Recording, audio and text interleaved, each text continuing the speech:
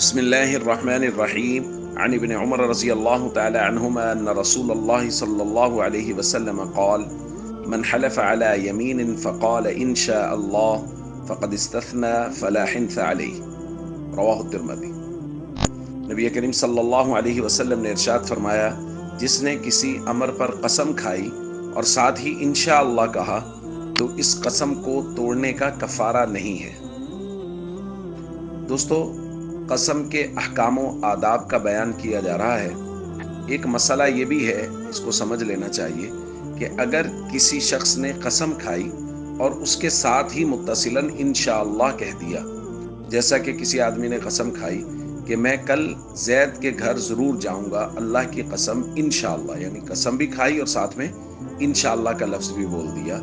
تو یا کسی کام کے نہ کرنے پر قسم اٹھائی، مثال کے طور پہ کوئی آدمی قسم کھاتا ہے، اللہ کی قسم میں کل کھانا نہیں کھاؤں گا، انشاءاللہ ساتھ کہہ دیتا ہے، تو اب انشاءاللہ کہنے سے قسم والا معنی ختم ہو گیا۔ اب اگر یہ قسم کے خلاف کرے گا تو اس پر قسم کا کفارہ لازم نہیں ہوگا، چونکہ انشاءاللہ کہنے سے قسم کا لفظ بے اثر ہو جاتا ہے۔ اس لیے اس مسئلہ کو بھی ذہن میں رکھنا چاہیے، لیکن یہ بات بھی ذہن میں رہنی چاہیے کہ ایک تو بات بات پر قسم کھانی نہیں چاہیے، اور ساتھ ساتھ یہ بات بھی ہے کہ اگر کوئی قسم کھائی ہے تو گویا اللہ سے کسی کام کا وعدہ کیا ہے، تو جب قسم کھائی ہے تو اس کام کو ضرور کریں۔ ہاں، ایک بات ہے جس کو ہم پہلے بھی بیان کر چکے ہیں کہ اگر کسی ایسی بات پر